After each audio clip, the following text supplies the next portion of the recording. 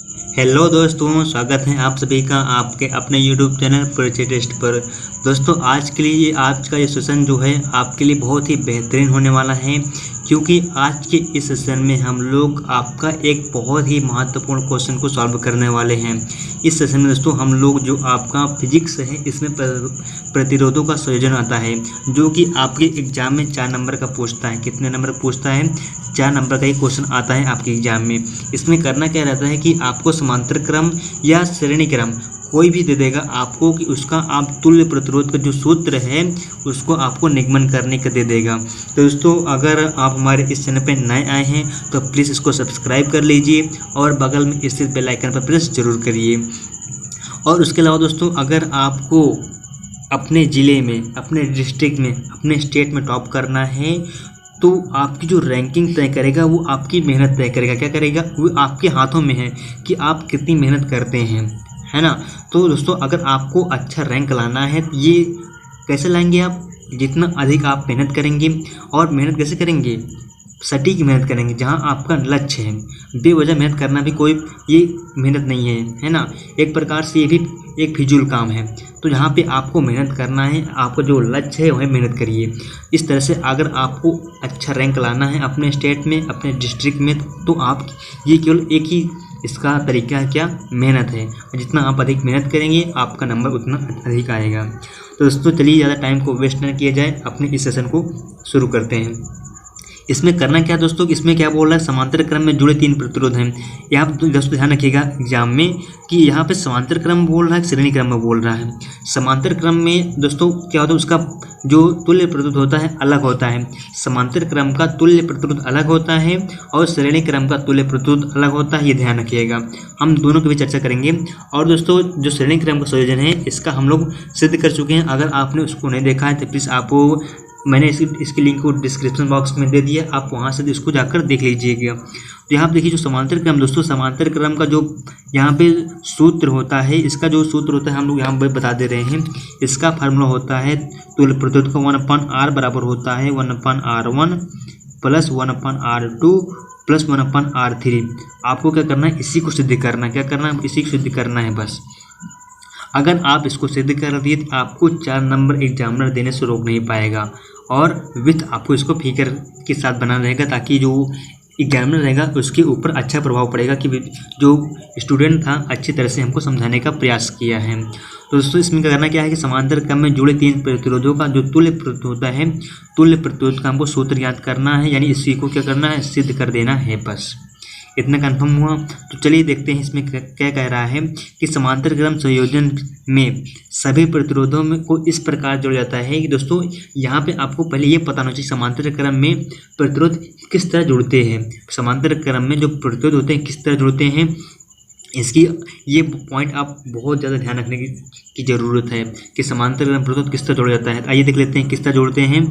तो जो इसमें इस प्रकार जोड़ा जाता है कि सभी के पहले सिरे एक बिंदु से तथा दूसरे सिरे दूसरे बिंदु से जुड़े हों। यानी दोस्तों इस क्रम के संयोजन में होता क्या है कि आप जो समांतर क्रम में अगर प्रतिरोधों को जोड़ रहे हैं तो इसमें जितने भी प्रतिरोध जोड़ेंगे आप, उसके सभी प्रतिरोधों का पहला सिरा एक बिंदु पे रहेगा और जो दूसरा सिरा रहेगा दूसरे बिंदु पे रहेगा। और दोस्तों आप जो समांतर क्रम संयोजन है इसमें आप ये ध्यान रखिएगा क्या कि समांतर क्रम में सभी प्रतिरोधों में विभवांतर समान रहता है। क्या रहता है? विभवांतर समान रहता है, लेकिन जो धारा रहती है दोस्तों अलग अलग बहती है। पॉइंट भी नोट रहे दोस्तों, पॉइंट क्या नोट करना है आपको कि समांतर क्रम संयोजन में विभवांतर समान रहता है लेकिन धारा अलग अलग रहती है। और जस्ट इसी का उल्टा होता है श्रेणी क्रम संयोजन। श्रेणी क्रम संयोजन में होता क्या है कि इसमें विभवांतर अलग अलग रहता है लेकिन जो धारा रहती है श्रेणी क्रम में समान रहती है। ये ध्यान रखना है। तो आइए देख लेते हैं फिगर के माध्यम से। फिगर क्या कह रहा है यहाँ पे देख लीजिए। अभी हम लोग बात किए थे कि जो समांतर क्रम संयोजन होता है इसमें जो प्रत्येक प्रतिरोध रहेंगे, यहाँ पे देखिए R1 है, R2 और R3 3 प्रतिरोध हैं। तीनों प्रतिरोध के जो पहले सिरे हैं एक बिंदु पर जुड़ना चाहिए और जो दूसरा सिरा है दूसरे बिंदु पर जुड़ना चाहिए। इस तरह का जो संयोजन होता है उसको बोलते हैं हम लोग समांतर क्रम संयोजन होता है। श्रेणी क्रम में क्या होता है दोस्तों कि श्रेणी क्रम में आपको ये चीज़ यहाँ पे मार्क बढ़ रहा है ना, तो वहाँ पे मार्क नहीं बढ़ता है। वहाँ पे एक एक यहाँ पे इसी एक विभवांतर जुड़ा है, इसके बाद अगला विभवांतर जुड़ जाएगा, अगला जुड़ जाएगा, अगला जुड़ जाएगा। यानी जो रास्ता है धारा की जो रास्ता है वो बढ़ता नहीं है, एक ही धारा में क्या कहती है, एक ही पथ पर धारा बहती है। ये ध्यान रखिएगा। समांतर क्रम में जितने भी प्रस्तुत आप जोड़ेंगे सारे के सारे जो पहला सिरा होगा एक बिंदु पे, जो सेकेंड वाला सिरा होगा वो दूसरे बिंदु पे जुड़ा रहेगा। ये ध्यान रखिएगा। इसके बाद दोस्तों हम यहाँ पे एक पॉइंट में बात ये ध्यान दिए थे क्या कि यहाँ पे जो धारा रहेगी, धारा अलग अलग रहेगी।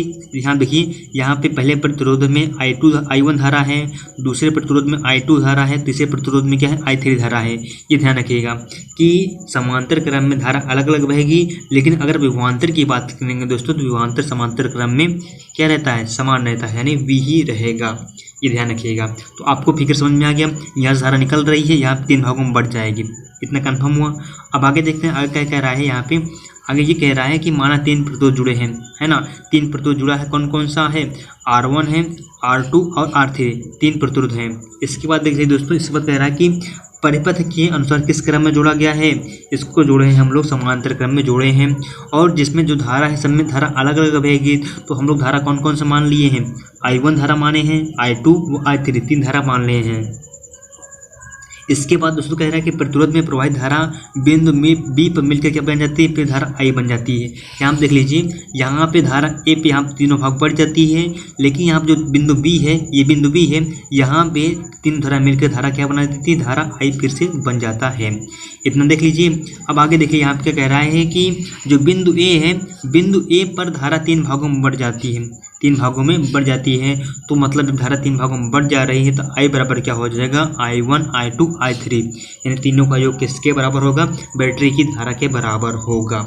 इतना कंफर्म हुआ। तो ये आपका समीकरण क्या हो गया, फर्स्ट हो गया। समीकरण फर्स्ट आप लोग ध्यान से देख लीजिए, क्योंकि अभी पेज पलट जाएगा तो अभी हम आपको दिखा नहीं पाएंगे, तो आप इसको देख लीजिए। I बराबर क्या हो जाएगा, I1 + I2 + I3। इतना कंफर्म हुआ।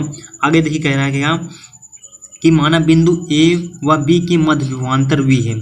ए व बी के जो मध्य है इसके बीच विभवांतर क्या है, V है, तथा प्रत्येक प्रतिरोध में जो प्रत्येक प्रतिरोध है ए व बी के मध्य जुड़ा है। आप लोग उसको देख चुके हैं कि यहाँ देख लीजिए कि यहाँ पे क्या कह रहा है कि प्रत्येक ए व बी के मध्य क्या है, सभी प्रतिरोध जुड़े हैं और इनके मध्य का जो विभवांतर है, क्या विभवांतर यहाँ पे V है। इतना कंफर्म हो गया। आगे देखते हैं आगे क्या कह रहा है कि अतः प्रत्येक प्रतिरोध का विभवांतर क्या रहेगा, V ही रहेगा। हम बात कर चुके हैं, कितनी बार बात कर चुके हैं कि जो समांतर क्रम होता है इसमें विभवांतर समान रहेगा, V ही रहेगा, लेकिन धारा क्या रहेगी, धारा अलग अलग रहेगी। तो आपको पता है जो ओम का नियम है, ओम का नियम है क्या, ओम का नियम दोस्तों होता है V बराबर I × R। ओम का नियम क्या है, V बराबर I × R होता है। ये क्या है, ओम का नियम है। अगर हम यहाँ पे क्या कर दें, I का मान निकालते हैं तो यहाँ पक्षांतर करना पड़ेगा, तो हो जाएगा V/R बराबर क्या हो जाएगा, I। तो धारा का मान क्या हो जाएगा, I बराबर V/R आ गया। दोस्तों आपको पता है कि समांतर क्रम में जो धारा रहेगी अलग अलग रहेगी। तो यहाँ पर देख लीजिए, यहाँ पर हो जाएगा, यहाँ पर अगर I1 धारा की बात करेंगे तो यहाँ पर हो जाएगा I1। अगर पहले प्रतिरोध को ओम के नियम से अगर धारा निकालते हैं तो क्या हो जाएगा, यहाँ देखिए, यहाँ पर हो जाएगा I1 बराबर हो जाएगा V/R1 हो जाएगा। ये पहले प्रतिरोध के लिए है। अगर सेकंड प्रतिरोध की बात करें तो यहाँ हो जाएगा धारा I2 हो जाएगी, क्योंकि सेकंड प्रतिरोध में धारा I2 बह रही है। और यहाँ पर हो जाएगा V, दूसरे यहाँ पर जो V रहेगा तीनों समान रहेगा, क्योंकि विभवांतर समान रहता है समांतर क्रम में। यहाँ पर हो जाएगा I2 बराबर हो जाएगा V/R2, I3 बराबर V/R3। तो इस तरह से आपका ये सेकेंड, थर्ड और फोर्थ 4 समीकरण बन गया।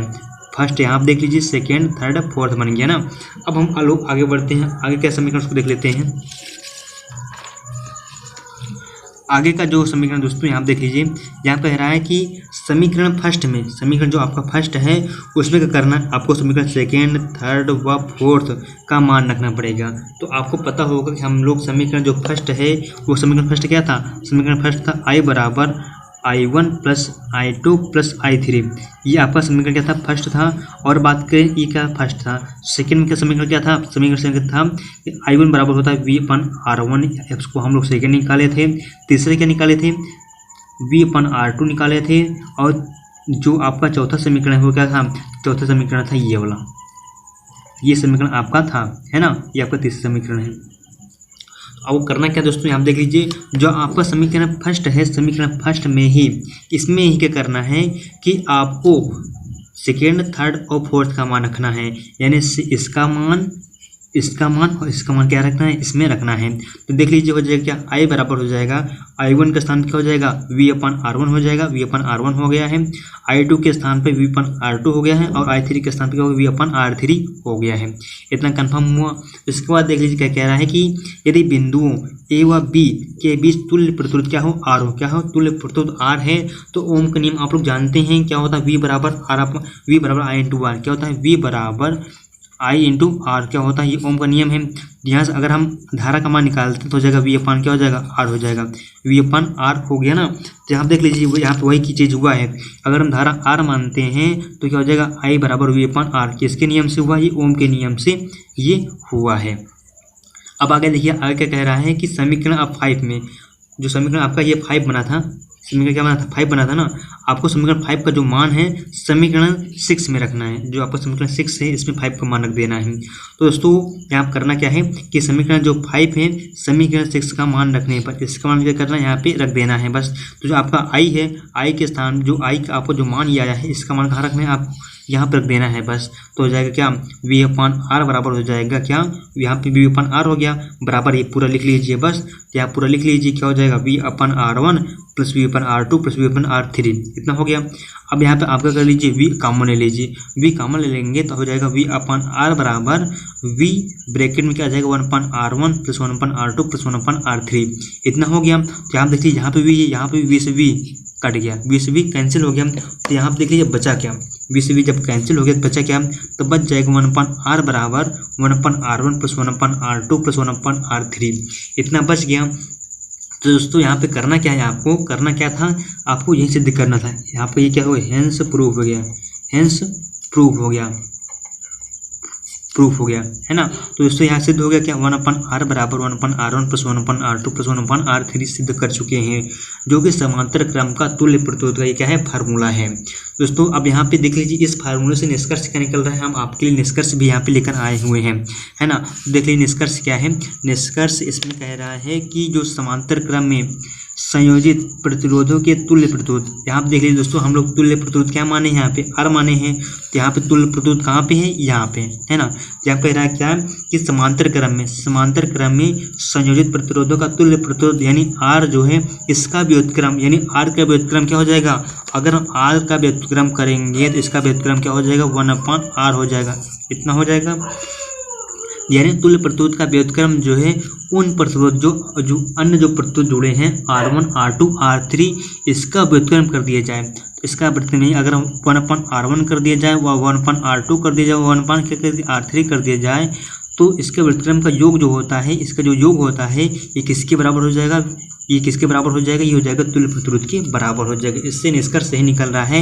निष्कर्ष क्या निकल रहा है, निष्कर्ष सही निकला, जो तुल्य प्रतिरोध होगा आपका, जो तुल्य प्रतिरोध है समांतर क्रम में उसका जो व्युत्क्रम होगा और अन्य जो प्रतिरोध है उनका जो व्युत्क्रम होगा और उनके योग के बराबर इसका क्या होता है, तुल्य प्रतिरोध होता है। ये आप ध्यान रखिएगा। तो दोस्तों आज का सेशन यहीं पर समाप्त होता है। अगर आपको ये मेरा सेशन पसंद आया हो तो प्लीज़ इसको लाइक करिएगा और ज़्यादा से ज़्यादा अपने दोस्तों के पास शेयर जरूर करिएगा। और दोस्तों आपको कमेंट जरूर करना है कि अगर आपको ये मेरा सेशन पसंद आया तो आप प्लीज़ उसको कमेंट जरूर करके जरूर बताइएगा। ओके दोस्तों, thanks for watching my video.